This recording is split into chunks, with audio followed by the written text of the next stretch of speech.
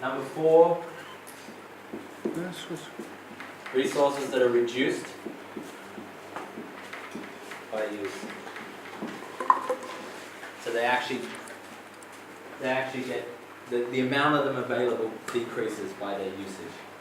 If we don't use them, they sit there, but if we use them, they actually decrease over time. Anyone got an idea on some of those? Fossil fuels. Fossil fuels, absolutely. Fossil fuels, Water. water, yeah, water to a degree.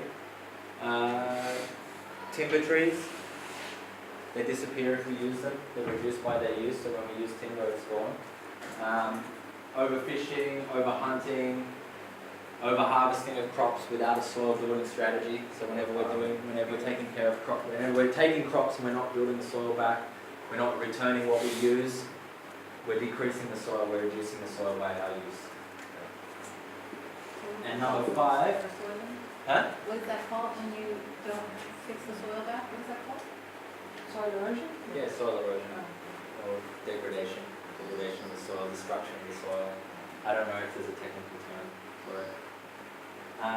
And those, number 5, those that pollute or destroy.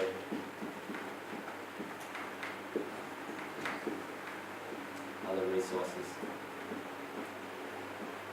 Anyone got a sense on any of those? Fossil fuels. Fossil fuels. What else?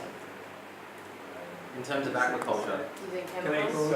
Chemicals, pesticides, synthetic fertilizers, all that stuff. So,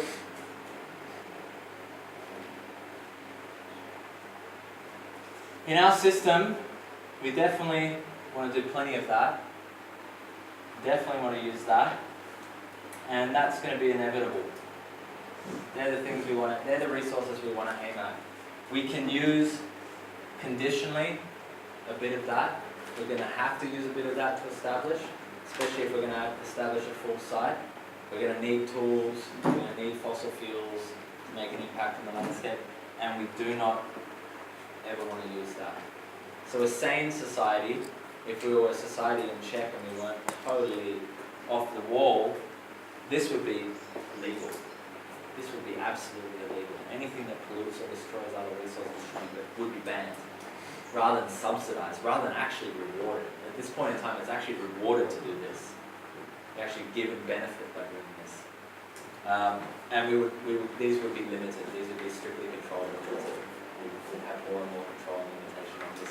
Until, as a society, we're able to ethically evolve to the point where we don't need laws or regulations to govern that. We just know by our inherent nature we don't want to do that.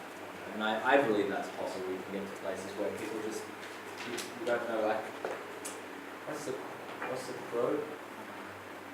I forget the quote, there's some quote around law. But when people operate from their heart and their understanding, you don't actually need law. Law's something to impose people who don't know any better. Impose on people who don't know any better. Okay. So that's resources. Oh, yeah. Couple of quotes from the manual. These policies or different things, policies and principles that he likes to highlight. Policy of resource management. So a responsible human society bans the use of resources which permanently reduce yields of sustainable resources. For example, pollutants, persistent poisons, radioactives, large areas of concrete and highways, sewers from city to sea. So that would be something we would actually have as a policy. If we were a responsible human society. And another one, a principle of disorder. Any system or organism can accept only that quantity of a resource which can be used productively. Any resource input beyond that point throws the system or organism into disorder. Oversupply of a resource is a form of chronic pollution. So any system or organism can accept only that quantity of a resource which can be used productively. So once we're taking more, again, law of return. Once we're taking more than we can use, we're creating pollution. What about sunshine?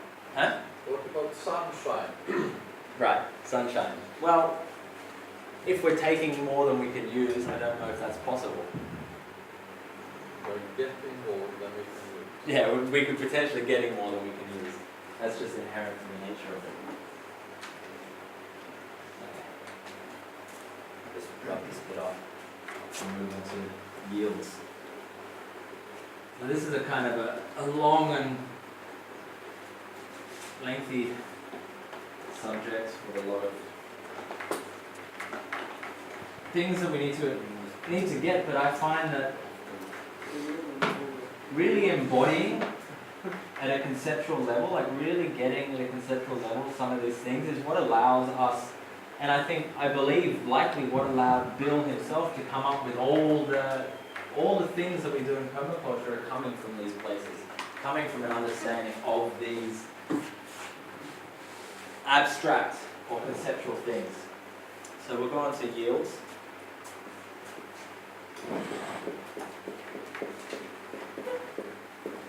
Probably have to speed up a little bit. Okay. So there's two kinds of yields. There's palpable and impalpable.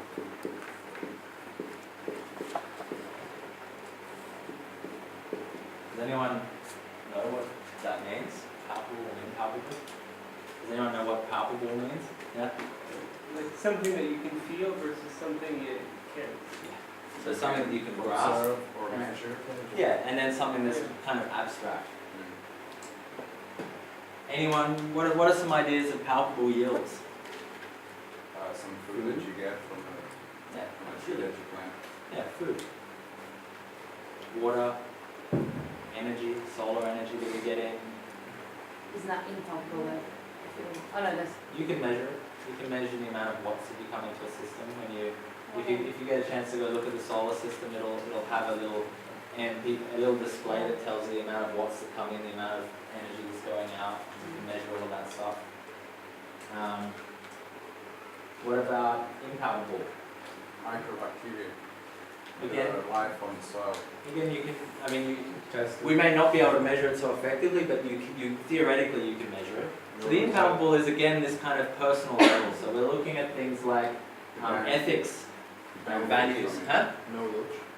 So knowledge, yeah, exactly. Ethics, values, knowledge, wisdom, insight, joy, happiness, contentment.